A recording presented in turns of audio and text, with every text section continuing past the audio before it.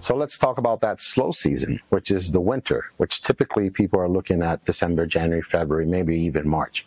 And I would say slow in quotations because there are plenty areas of the country where you can have quite a bit of winter claims, whether it's the Northeast or whether you're talking about Michigan and Minnesota that have a very late hailstorm season. Obviously, with the way that snow comes in, puts a lot of weight in roofs, old roofs collapse, those type of things.